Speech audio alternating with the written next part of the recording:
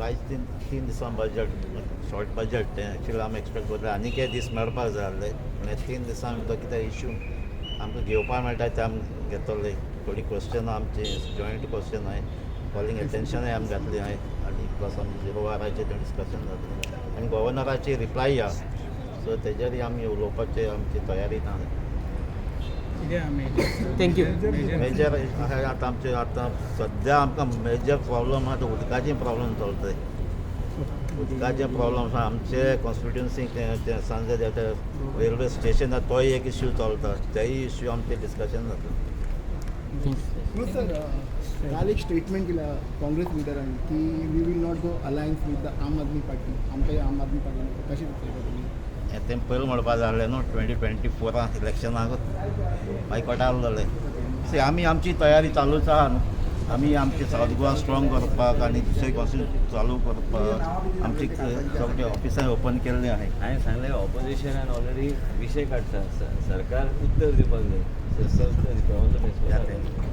Sir तुम्ही एक statement केल्लो की आमी floor of the house opposition conversion केलं.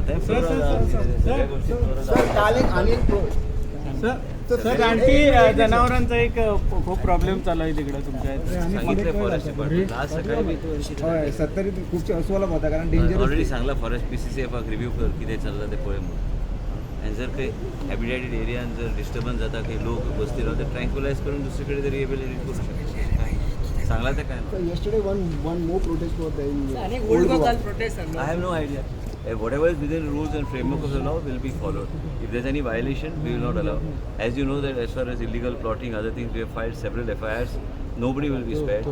Recovery, everything which is there, unnecessary issues are being made when already we are already going for the recovery. Whatever the directions of the government from time to time will be strictly followed. We are here to follow rule, regulations and work within the framework of the law. And whatever is in the guidelines, just because there's a protest and somebody protests for a particular reason, I cannot answer that. Neither I can comment on that because whatever is in the guideline, whatever is in the rule, regulation will happen. And whatever is, there are certain guidelines, they are debated and framed. Some of them are framed in the floor of the house and after thorough debate and deliberations and by law.